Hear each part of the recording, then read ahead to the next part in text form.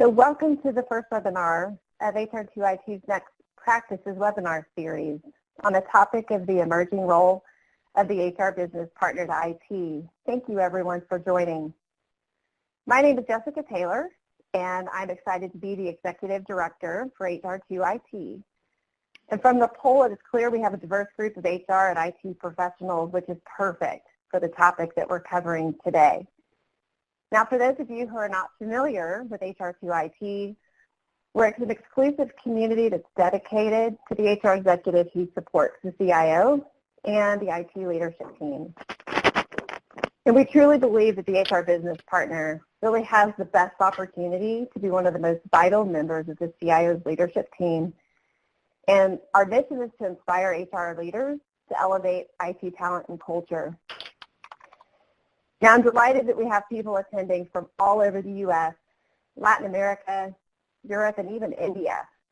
And I'd like to give a special thank you to our founding members, our founding partners, and our founder for joining us today. So I have the great privilege to introduce our moderator for today's conversation. We have a lot to cover, so I'll get to that. He is a published author of many books, including Confessions of a Successful CIO and Unleashing the Power of IT. He's a contributor to CIO.com for a series titled CIO Whisperer, happens to be the CEO of Olet & Associates, a brand new grandfather, and the founder of HR2IT. So with that, I'd like to introduce Dan Roberts, our moderator for today's session. Well, thank you so much, Jess, and good morning, everybody. Good afternoon, good evening, and the different time zones. And I am dialing in from Kona, the big island of Hawaii, where we're getting a pretty big hurricane here. So if I cut out, we've got like Plan B, Plan C, Plan D, like we all should in these things, right? So, but thanks, Jess. We're excited. This has been one of those dates on the calendar we've been looking forward to, given that we've got such an interesting group of people participating in different roles. We've got an amazing topic here for you. We spent a lot of time really thinking through how do we bring together world-class HR, world-class technology, and great things are going to happen in that regard. And this is serious business today, Jess, right? I mean, as we talked about this, the industry disruption cycle, less than 3 years now, right? So that means it takes less than 3 years for an entire industry to be disrupted today because of how fast things are moving with technology. And our companies today are dependent more than ever on technology and IT to transform and to really start delivering value at higher levels to become that strategic partner and what we call the innovative anticipator. So those are the things that are going to allow our companies to be disruptive, to defend against disruption. And folks, I've been at this for over 3 decades, and I can tell you with certainty that the best, fastest IT transformations that I've observed and studied over the decades, there's always, and I don't mean sometimes, there's always a strong HR presence, a strong HR business partner at that table. And so in our discussion today, and with our new HR to IT community, it's all about fostering the strategic partnership between HR and IT. It's about facilitating this notion of digital transformation. We're going to dive into that pretty heads down today. And also the whole notion of what's the workforce strategy today? How do we differentiate ourselves? So we're going to cover a lot of ground. And fortunately, joining me are 2 great friends and subject matter experts. So I want to kind of get them plugged in here. You know them both. Martha Heller is an author of her latest book, Be the Business, is just outstanding. She's had other great publications. I just saw this morning the Heller Report. If you don't subscribe to the Heller Report, you need to get that every Thursday morning. It's in your inbox with great news and stories, thought leadership. Martha is a CIO.com writer, so you've seen her writings there. She's also top influencer of CIOs, and many CIOs, Martha, tell me that you're the best search firm in the country. Just saying. So they're right. That's proven. That's proven to be the case. That's very statistical. Kevin will help us with those statistics. And Martha, my only instructions to your team this morning were decaf. Give her decaf. So all your energy. So good morning and welcome, Martha. Thank you, Dan. Awesome to have you here. And then joining her is my good friend Kevin Martin. So Kevin is the Chief Research Officer, CRO, for the Institute for Corporate Productivity, I4CP.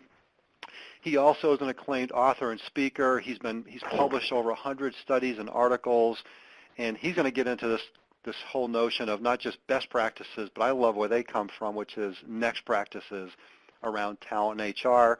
Kevin is also a top influencer on the HR side, and that's been proven out by multiple sources. You've seen his research in I4CP cited in Forbes, Bloomberg, Wall Street Journal, CNBC. I mean, their stuff is everywhere out there. And Kevin, with you, you're giving researchers a bad rap. I mean, you're not the stereotypical introverted, nerdy kind of guy. So welcome and glad to have you. You know what? I'm so glad this is recorded because I'm going to play that back for my family and friends. Thank you, Dan. Very good.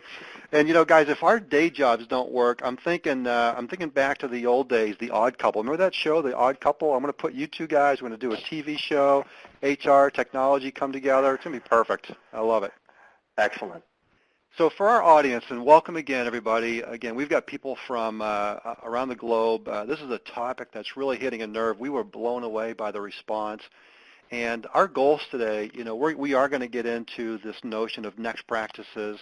We're going to get into digital. We're going to get into workforce strategies. We're going to get into change leadership, digital fluency. I mean, all the buzzwords, and then we're going to kind of get through the hype and what all these mean. We're going to give some real-world examples. We're going to share some stories about companies. This is not an academic exercise today. This is going to be people are doing this stuff, and we're not going to talk about Amazon and Google because we know what they're doing, but we're going to talk about what we call old line, boring companies that are really pivoting and really driving their companies forward. So along with that, some great tools, some nuggets, takeaways, and a little energy along the way. So think we can do that, guys? Sure. Let's do it. Fun. Let's do it. All right, I'm going to start with you, Martha. I'm a big believer jumping in the deep end of the pool. So let's go right to this whole notion of digital transformation. Eye rolls are everywhere right now. I get it. People are kind of, it's I don't know if it's hype, if it's consultant speak, if it's fatigue or what it is, but let's talk about what that means from your vantage point and your travels. What is digital transformation, Martha? Sure, and I've decided, Dan, I'm so often a moderator. I'm not a panelist as often, so what I'm going to do is be one of your worst panelists, just to get back at all those panelists over the years who steal the microphone, go off topic, don't let anybody else speak. So I'm just warning you, I'm going to try my hardest to be a challenging panelist for you. So just to keep you on your toes. I expect nothing less, Martha. Go for it. So when it comes to digital transformation, from my vantage point, executive committees can become confused. Is digital a function that requires resources? Is digital a set of technology solutions? Is it a P&L? Is it a strategy? Do we need a chief digital officer? If we do, what is that person's background and where do they report? So there's a lot of confusion around digital, but in a way, the answer to all of this is pretty simple. A CIO friend of mine once said, we don't need a digital strategy. We need a business strategy for a digital world. We're in a digital world, and I believe, let's all meet back here in 5 years, and I bet digital has started to make its way out of our lexicon. Digital is sort of a transitionary concept that we need because our world has changed so dramatically, we need a way to describe it. But I think digital is going to be as ubiquitous to the way we live and work as, I don't know, oxygen. We don't need a chief oxygen officer. And before long, I don't think we're going to need the concept of digital, but we need it now. So why don't we talk about what it is? One way to do that is to talk about what it is not. Digital is not doing what we've always done, but using technology to do it faster and cheaper. Digital is a full-scale transformation of nearly every facet of our business. And I'm just going to round this out, Dan, with a couple of bullets on that. Perfect. One, we used to use technology to run our businesses. Now technology is our business. We used to sell a product Now we sell data or connectivity or customer experience. We used to know our competitive landscape. Now our competitors are coming at us from all sorts of new places. As a company, we used to be all about manufacturing or supply chain or design or R&D, and now we are all about the customer. And the customer wants access on her phone, on her watch, through her voice, in her car, and I'm thinking next is just direct to brain, right? I don't even need a channel, just go right to my brain. So digital is a full-scale transformation of what our business does, how our business does it, and the way we need to think about our business. So I agree that there's a lot of confusion throughout companies about what digital is, and you find a lot of executive committees that are not on the same page about what digital is. But digital is it's turning our business on its side. To me, that's what a digital transformation is. That's a great start, Martha. I appreciate that. I was on the phone last week interviewing Jim Swanson at Monsanto, and writing an article and with he and some of his people around their digital transformation, and we'll get into that later. But he was talking about they're going to go from selling bags of seeds to selling outcomes to farmers, right. And that's all about, like you say, it's changing the business strategy. So great start. And Kevin, I want you to jump in, and as we do that, we're going to start a poll here too. So if everyone could kind of jump in and just be curious in your companies, what percentage, if we were to interview all of your employees in your companies right now, what percentage would be able to describe your company's digital strategy? Or I guess the way Martha, if I were to reword it the way Martha just said, your business strategy for a digital world. So as we're doing that, Kevin, you hang out a lot with some amazing chief human resource officers, board members, people in the chief learning space, and so forth. What's their take on this whole digital transformation notion? Well, I want to first answer that by building off of, Dan, of something Martha shared. And, quote, it's a full-scale transformation of every facet of your business. My question to the audience here is, how many of your organizations understand the talent implications of the transformation that your organizations are going through? The reason I pose that question is because when we surveyed a large audience last year, we asked them what would be the 3 most valuable data-driven insights related to human capital or talent at your organizations, the 3 most valuable. And number 1, by a factor of 2, so 2/3 of respondents indicated it was the gap between what their organization needs in terms of skills and capabilities going forward to support the business strategy, to support to lead the organization through and after the transformation, let's say. And transformations have no finite date, as we all know anymore. But it's the gap between what they're going to need and what they currently have from a talent supply standpoint. And I think with that, if you consider that, and juxtapose it with this. So, as you mentioned, we have the good fortune at our firm of working with the chief HR officers and the HR leadership teams of fantastic and some not so fantastic organizations that want to become fantastic, let's say, around the world. And what we found very clearly is this, that a large portion, I would say probably half of the chief HR officers, one of the top priorities they outlined for us around this year was around transformation, saying, hey, here's what our businesses are going through. Digital transformation was mentioned by many of them, right? But there's all types of transformations taking place. But what happens is this, and this is where the CHRO's mindset is. It's as a result of these transformations, which are being dictated clearly by customer expectations, changes in markets, acceleration of technology, et cetera, right?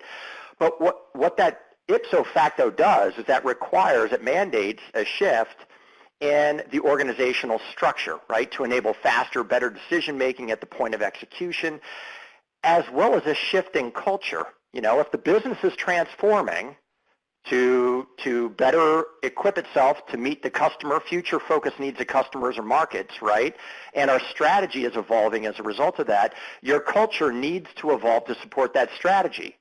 And where the CEOs in our member organizations that I've had a chance to talk with, where they immediately start thinking, when they think about the culture shift, is they immediately go to the mindset of their executive leaders. Do our leaders have the mindset and the capabilities to support the culture change that we're going to need? And then clearly there's multiple talent implications. And I would just throw out there, because I think this is something from the HR business partner to IT or HR business partner in general, they've got to be well aware of, is the talent implications are going to dictate, from a build, buy, borrow scenario, divergent talent sources. You've got to be able to have relations with, and you've got to have an employer brand that resonates with the talent you're going to need, which is coming from sources that are more than likely beyond where you've sourced from before. Do those people actually know who you are? And if they do they view your organization as an organization where they want to lend their talent? And so, all of this has tremendous application and implications for HR and for the organization in general. But, for the strategic HR business partner, I'm going to come full circle here. I think one of the most important things, any kind of transformation or digital transformation that the HR business partner, especially to IT, also needs to consider is going back to that data point I mentioned earlier. Do you really understand the gap? Do you know what are the capabilities and skills required? And are the roles shifting to support the business going forward? And what is the gap between what you need and what you have, and how are you going to go about filling that? It's really fascinating, Kevin, especially as we're watching this poll here, right? And Martha, I want you to kind of maybe speak to that when Kevin talks about this gap. And we're going to come back to a lot of things you just talked about, Kevin, around that culture shift, the mindset, definitely the employer brand. Those are some big topics I want to dive into. But Martha, this poll, we're finding maybe some rationale as to why there's a gap out there. What do you see going on here?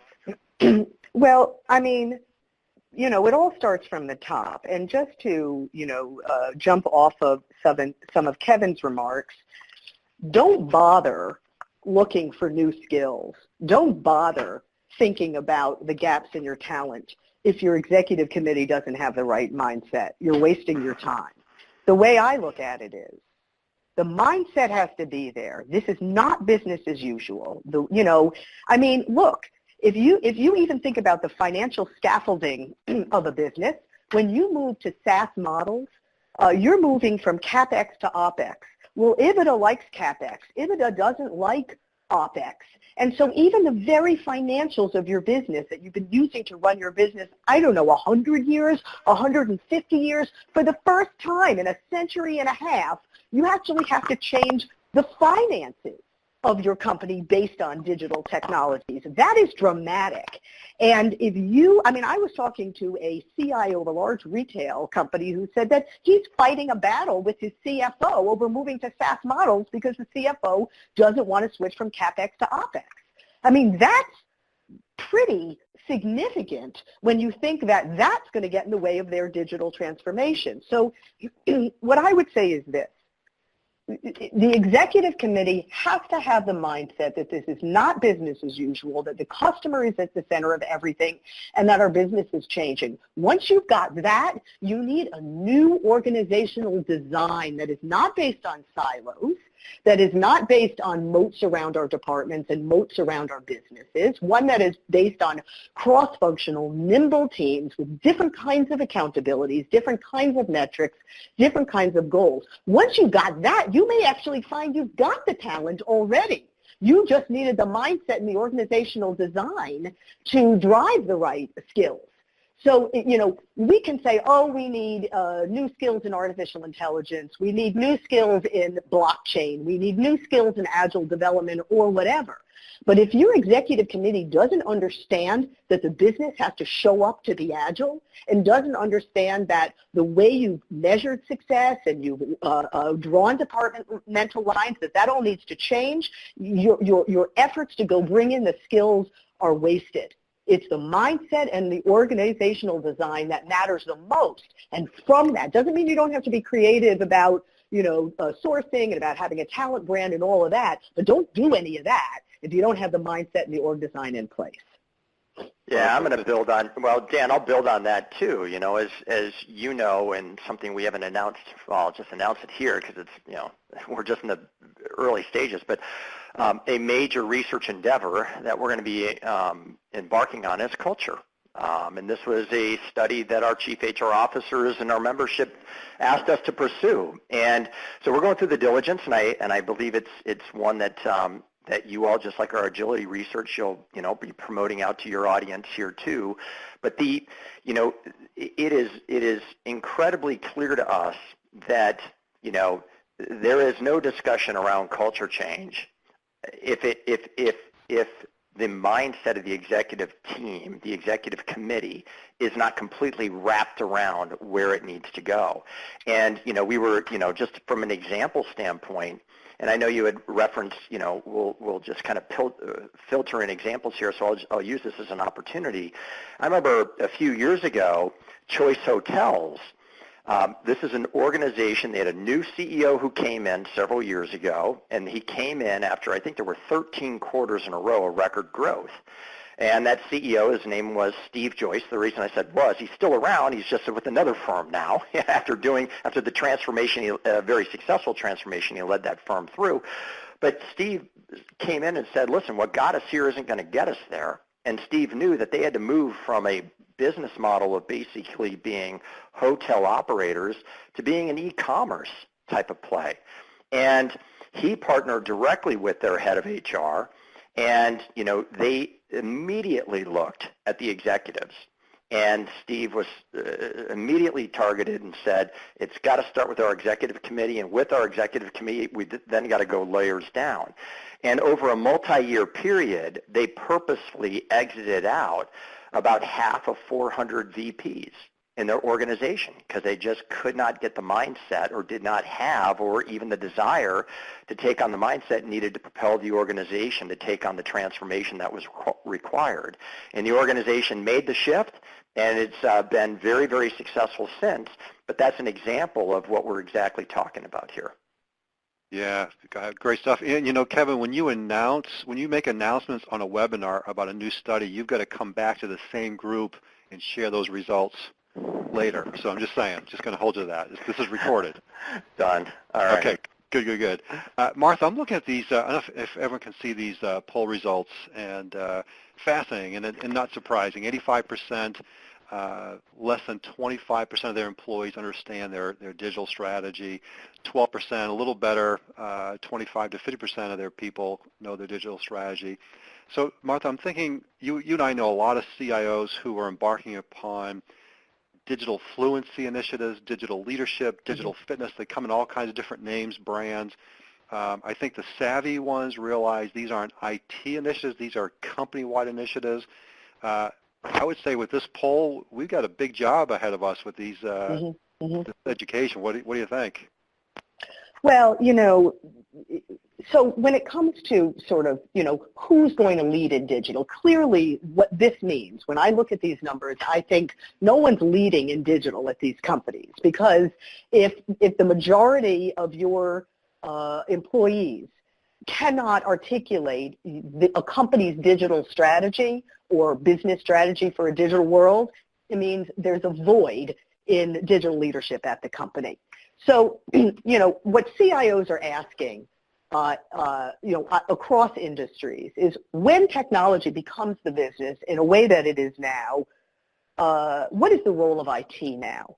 Where does IT stop and product engineering start? Where does IT stop and marketing start? What is IT's role in innovation? Who is IT's customer?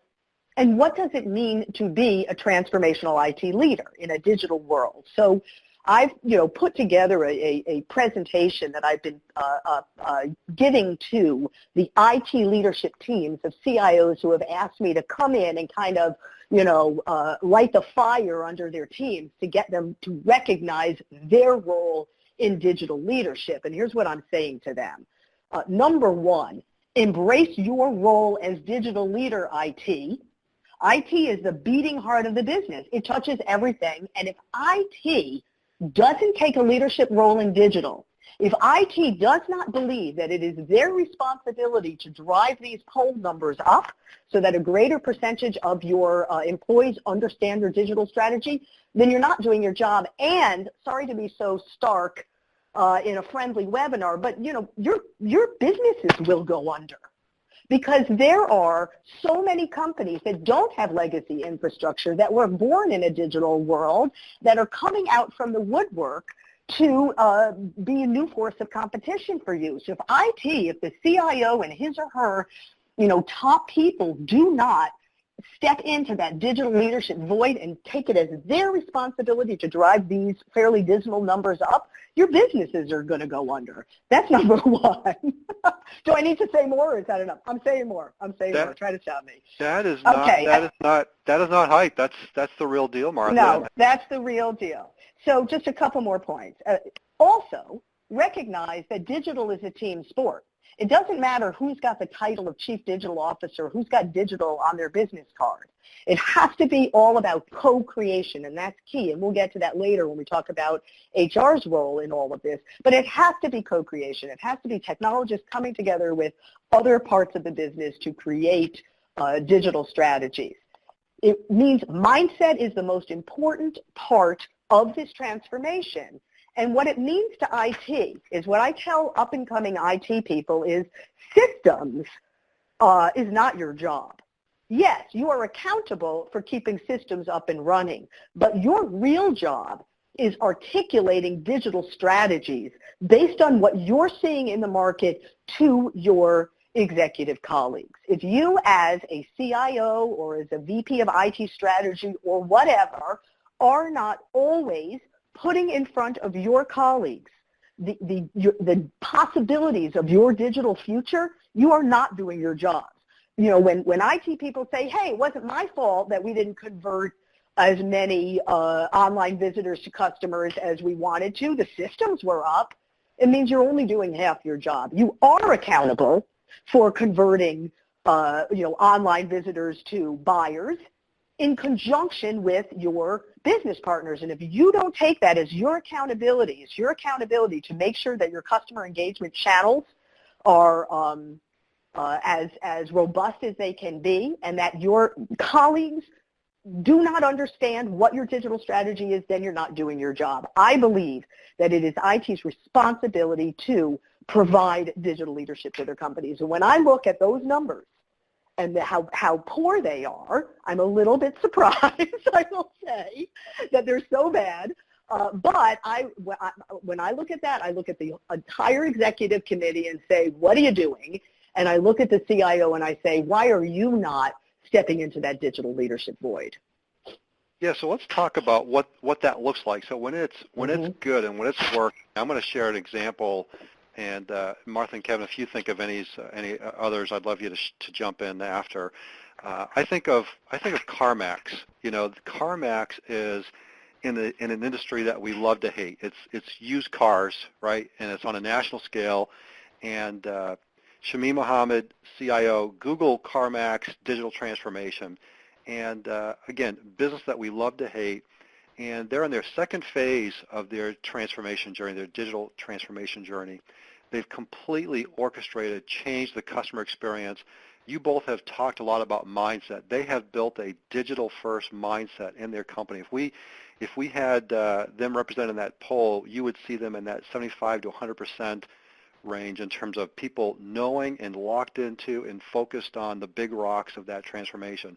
Today, their Net Promoter Score, and if people aren't familiar with Net Promoter Score, Google it. That's a recognized measure of your external customer satisfaction? Would people recommend you to their friends? CarMax, used cars, Net Promoter Score higher than Amazon, higher than Apple. I mean, think about it. Think about that, all through their digital transformation.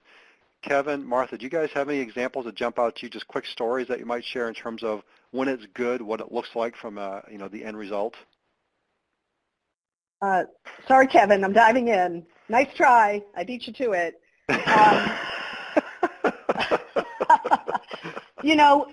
I'm going to, Dan, I'm just going to jump off what you said and stick with CarMax for a second, because I actually did a blog with Shamim just after they did this transformation, and I have a quote from him. And here's what he says. He says, because they called it moving to a product organization. We can call it digital transformation.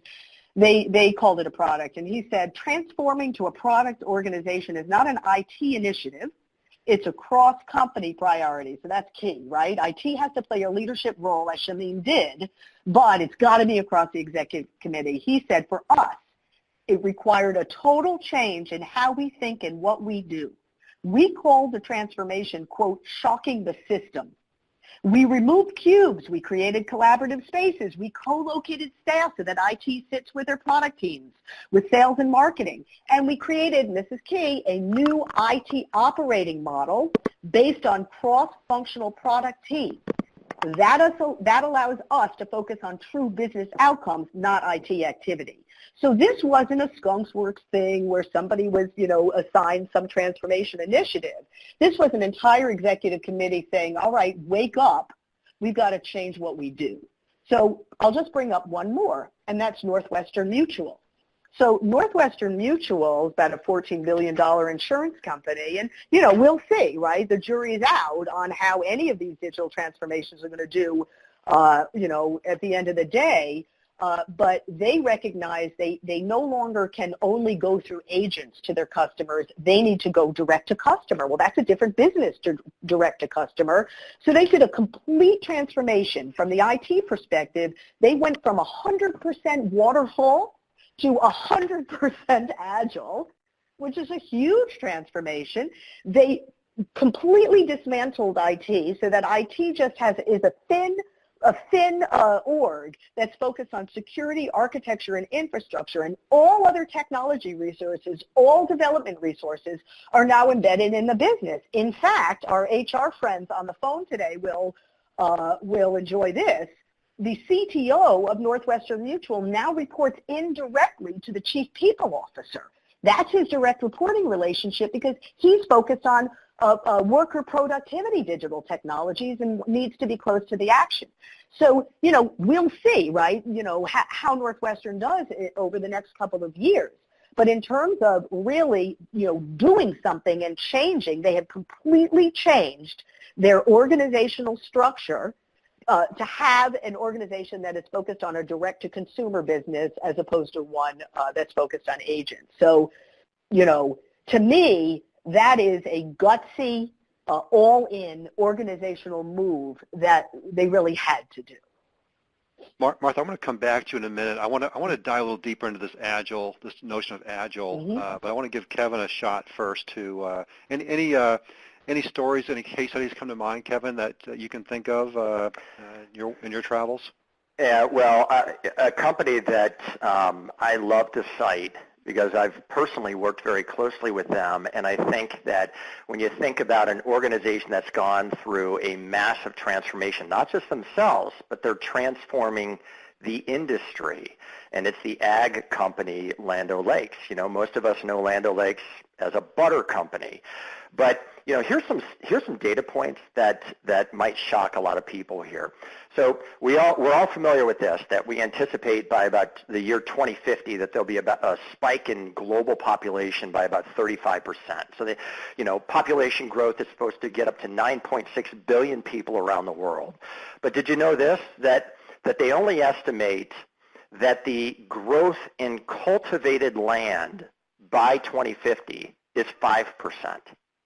And compare that also with an expected outstrip in demand for water Oversupply is 40% just by the year 2030.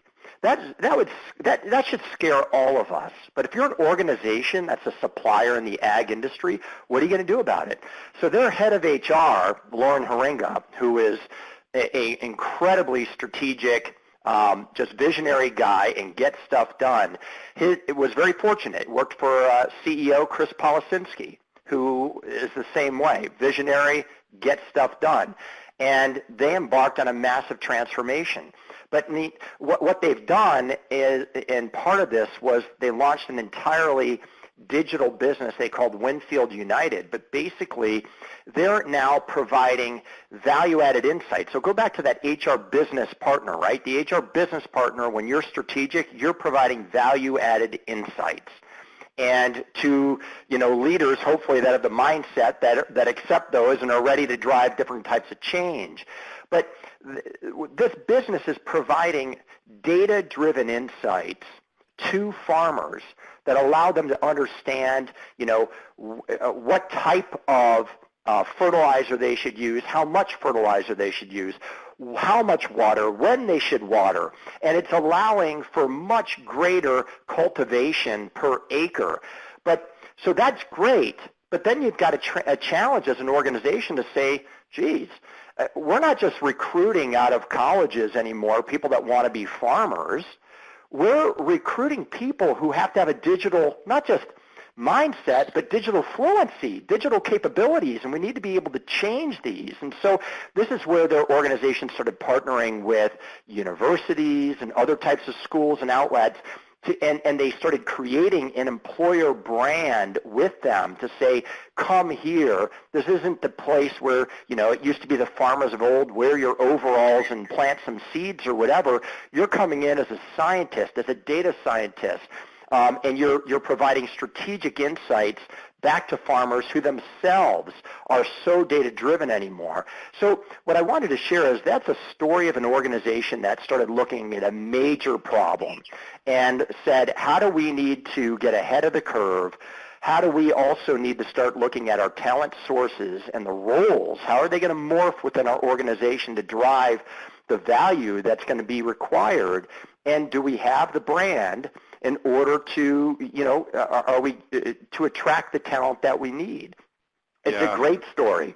Yeah. And Dan, if you don't mind, I'm just going to dive in. I actually did a blog, Kevin, with Mike McCree at Land O'Lakes. Mm-hmm. And in order to help drive the transformation that you're talking about, he completely reorganized IT. He broke IT down into 6 different P&Ls. With marketing plans, running as a business very differently from before. And that had a huge amount to do with their ability to drive that transformation. So when I think about HR's responsibility here, creating a business outcomes culture, which is what Mike did. He created no longer just his IT team focused on 3 nines and mean time to recovery and sort of traditional IT activity metrics. They all have business goals that align with the same business goals that the company's P&L leaders have. Well, designing compensation plans to turn an IT team into a business-focused organization, that is not easily done. And HR's ability to co-create new compensation plans, new performance plans with IT so that that mindset, that business outcomes mindset can really flourish in the IT organization, I think that's an incredibly important role for the folks on this call. Boy, these are really great stories, and if you guys think about it, if you could send us, Martha, you mentioned a blog, Kevin, you've done some writing and research. If you can share some of that content with us, we'd be happy to push that out to our attendees today. So thanks for those stories. Hopefully we'll get to some more. Kevin, we're showing right now one of your slides. Martha talked a minute ago about Northwestern Mutual going to 100% Agile. You've done a lot of research on this, and I know you've got a lot behind it, but can you just share, I love the 3 A's of organizational agility. Can you kind of speak to those themes? Yeah, absolutely. And I think these questions here, Dan, are ones that anyone should take back to their organization and ask. We have clearly found that there are, and I'll just speak very quickly to this, in order to anticipate the change that you need, organizations have got to do a much better job, and this is where a tremendous opportunity for the HR business partner resides, of being able to sense what changes are coming around the corner. These can be internal to the organization. Heck, I just spoke to this business unit leader. I'm working with my functional leader here, and we see where we're leading, where we've got to go in this regard.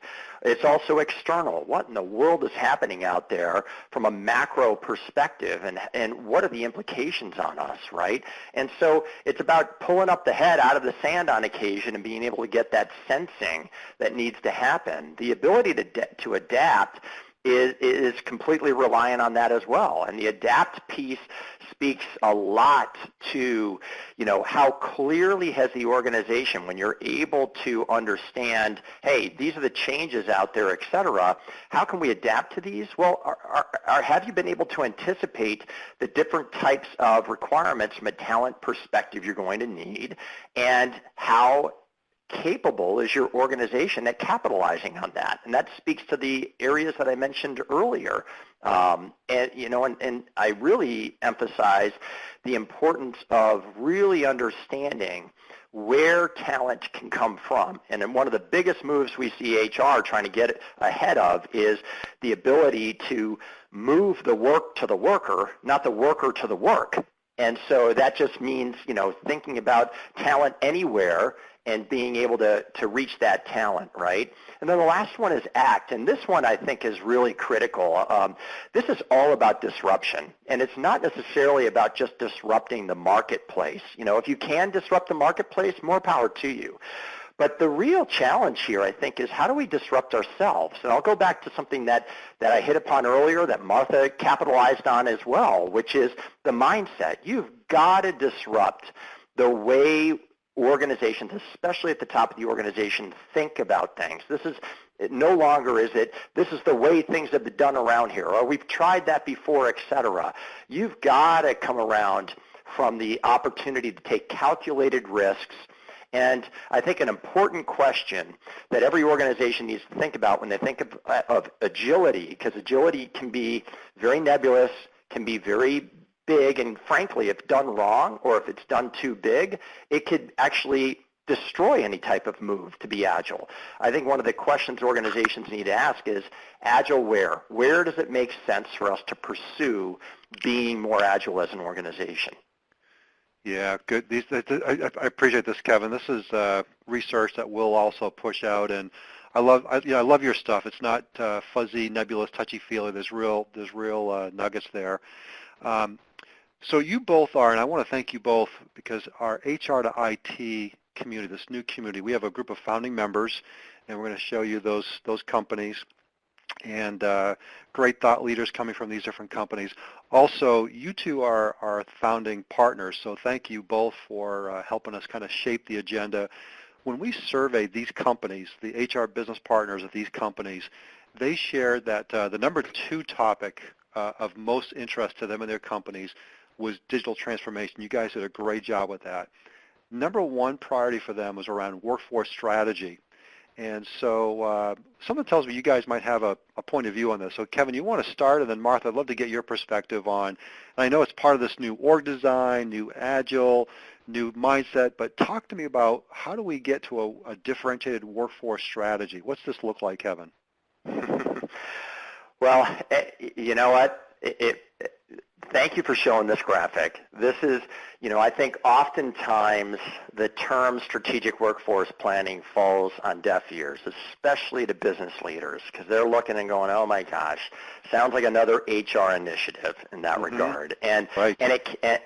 and frankly, it's not, and it shouldn't be perceived that way. And so, what we like thinking about is, and we titled this Strategic Workforce Planning Reimagined, but frankly, what I'd encourage everyone, Dan, and you know this better than most, they should really be thinking about talent risk. And they should be thinking about what I tried to articulate early on, which is, where are we going? What's going to be required of where we're going? Are there going to be changes in roles that are critical to our organization moving forward? Are there skills and capabilities that are required going forward? And this is all with consideration that mindset at the executive leadership role has changed. Because without that, this is pretty much a moot point in this regard. But for the HR business partner in particular, and IT plays a huge role in enabling this, from the ability to access the data, right, in this regard, to be able to look and say, with where we're going, where do we have the greatest risk? This model right here, we believe, really defines where that is. And what I would challenge people to consider is this, especially those who are HR business partners or are IT leaders who are hand in glove with their HR business partner. Ask yourself this question: how much of your time do you spend in operational capacity? So in operational capacity, you're thinking about things like headcount forecasting. And that helps run the business, which is great, and that's needed. Versus how much time you spent more tactically. And tactically would be things like staffing plans. What's our plan look like for the next 6 months to 12 months? And how do we staff up to meet that plan? Are we prepared in that regard? And that's basically helping to manage the business. But where there's real meat, where you're going to get the greatest return on investment, is around strategic level thinking and strategic level insights. These help lead the business and create competitive advantage. And these are the types of things like business planning and needs assessment, looking 1 to 3 years out. And so this right here is a simple model, Dan. I mean, the model's simple, but there's a lot of details behind each of these where, and I'll be happy to share an infographic that details a little bit more of these that you could share with the audience if you'd like.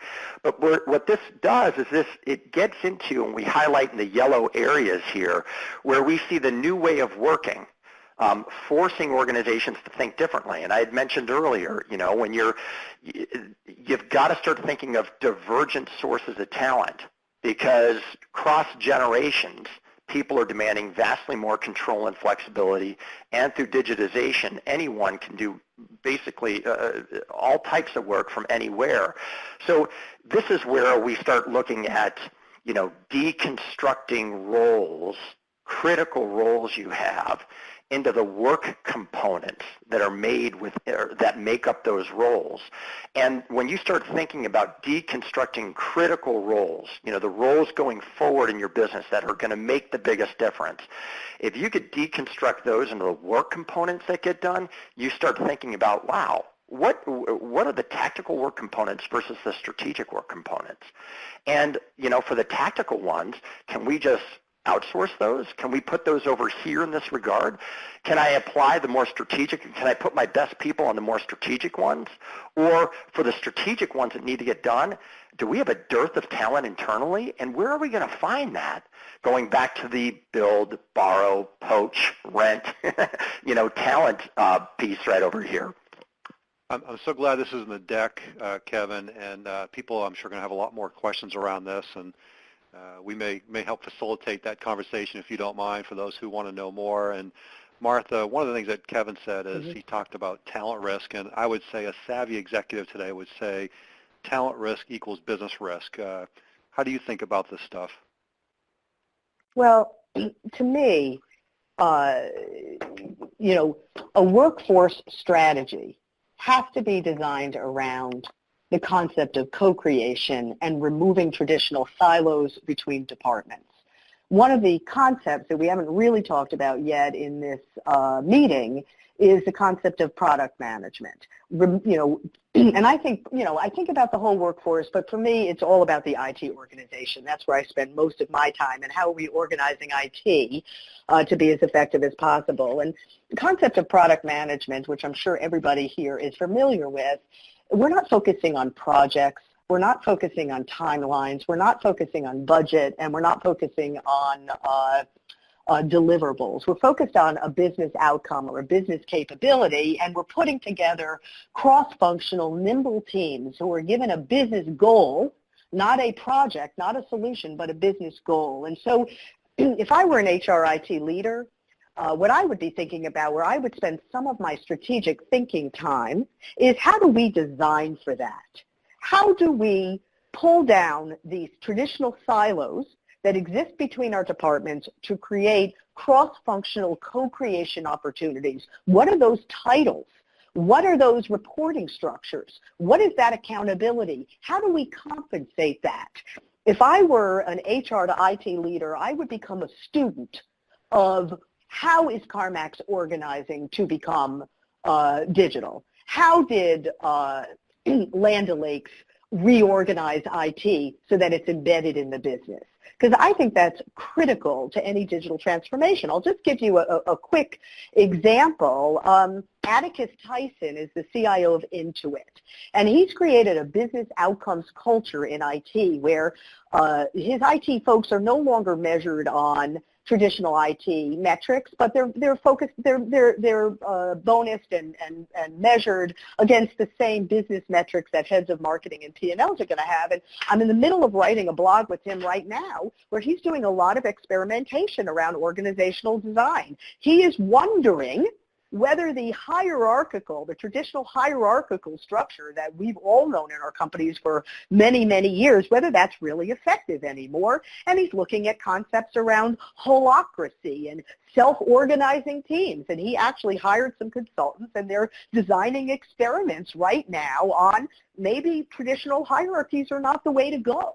So when we're talking about a mindset shift that we want to drive among our executive colleagues, let's look into our own minds and understand as HR leaders, are we prepared to really shake it up and start thinking about how our companies are structured and managed in a way that is very different from the past. So everything that Kevin talked about in terms of workforce strategy and talent risk, I agree with. But I also think that becoming a student of organizational design and how does that promote innovation and transformation, I think that's a key responsibility of the folks on this line. Yeah, that's an interesting point, Martha, and I might push back only to one thing you said, is that most people are thinking, talking, working on this. I don't think it's the case.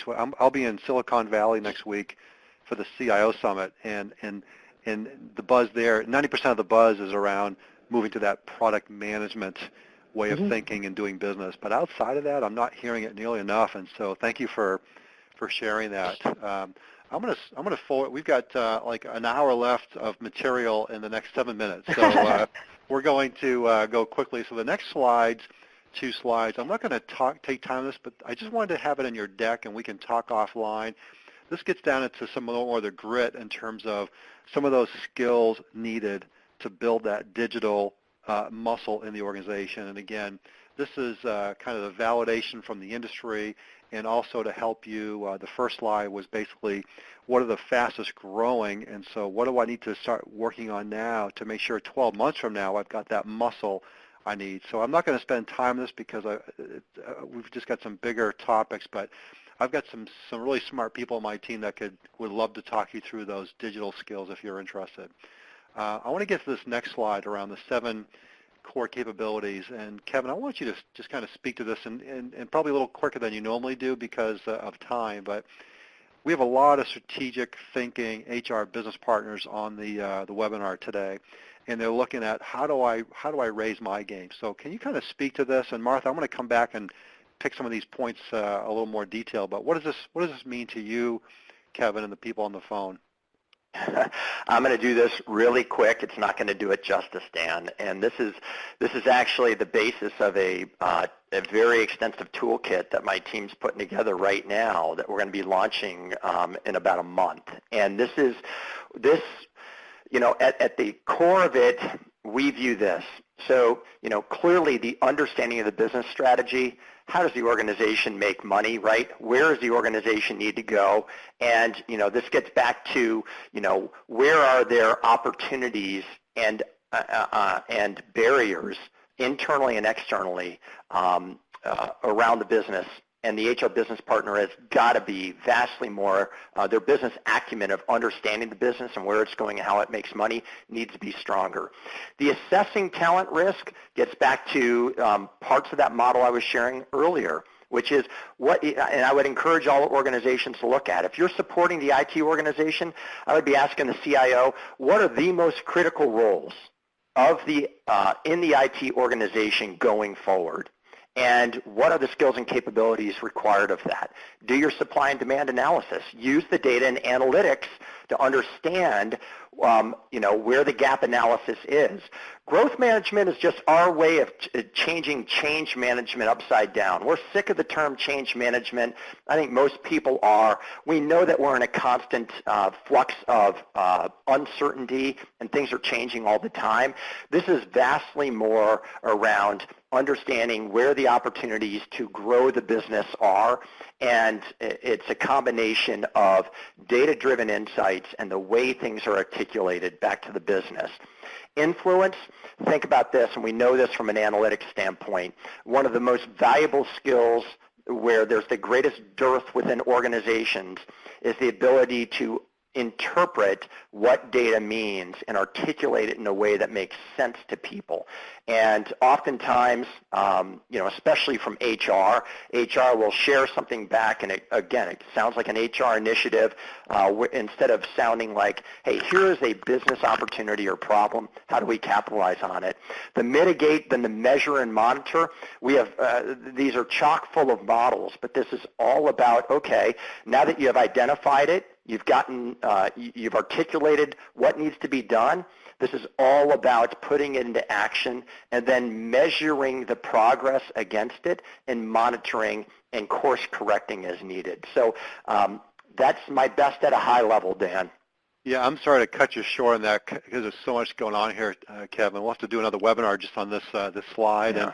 And Martha, as he was talking, I was thinking about a recent meeting with a new CIO, about 18 months in the job, first-time CIO in a billion-dollar organization. And I don't mean the company revenue, I mean his IT budget was $1 billion. And I said to him, I'm like, what's been the biggest surprise so far as a first-time CIO? And he said, I am shocked by how much I need to get done still through influence. He thought, he's got the big job in this big organization. He could just come in and start getting things done, point, go, shoot, click, go. He's like, it's all about influence. What does that mean to you and all the work you do with CIOs?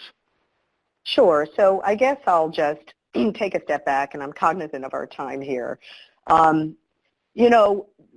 The industrial economy, I know, Dan, you're getting nervous. When I start with the industrial economy, you think I'm going to take a long time. The industrial economy has been with us since, really the late 18th century.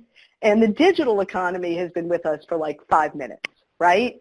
The industrial economy was more assets, more plants, bigger teams, walls between our departments, walls around our company, and using technology to do what we've always done, but do it faster, do it cheaper. With digital, it's fewer assets, smaller organizations, nimble cross-functional teams, and using technology to change our business.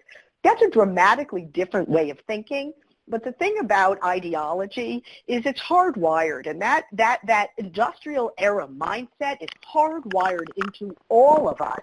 And it's very hard to step out of that and try to change it for ourselves, let alone change it for all the people around us. But that is the job of IT. That's the job of the CIO, is to change the hearts and minds of everybody in the organization, including our customers. Well, I don't care if you're the king of the company and you got 10,000 people reporting to you. You cannot use power and direct reporting relationships to change the way somebody thinks. The way you change the way somebody thinks is through influence. And so it doesn't surprise me that the CIO is saying, wow, it takes a lot of influence to transform this company. That makes good sense to me. Yeah, great point, and I think a good place for us to. I had questions for you guys around more on the workforce strategy, org design, talent brand, customer centricity. We just didn't have time to get to it, so we might have to come back and do this again sometime if you guys don't mind. So I'm going to hand it to Jess and let her kind of put a big bow on it. Thank you, everybody, so much for participating. Send us questions if you have things that we didn't get to today.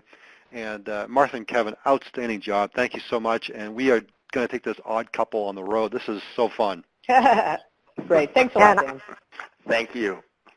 And I agree. Well done. Thank you so much for giving us some things to think about. And I do think we should take this on the road. But for everybody who joined today, really appreciate you, and I hope you found the conversation valuable. We're excited about the opportunity to bring HR executives to collaborate, share ideas, and next practices, using Kevin's words, in support of the unique needs of IT. Now, this webinar will be available for replay on the hr2it.com website, so please share it with anyone you think would get value from the conversation. And finally, if you're an HR leader who supports the CIO and the IT leadership team that represents a large, complex organization who's interested in becoming a member of HR2IT, you can either go to our website, hr2it.com, and apply for membership, or feel free to send me an email directly. My contact information is listed on the slide. That's jtaylor@hr2it.com. Again, thank you so much, Dan, for hosting the conversation, and to our panelists, Martha and Kevin, for all of your insights. And with that, I hope you all enjoy the rest of your day.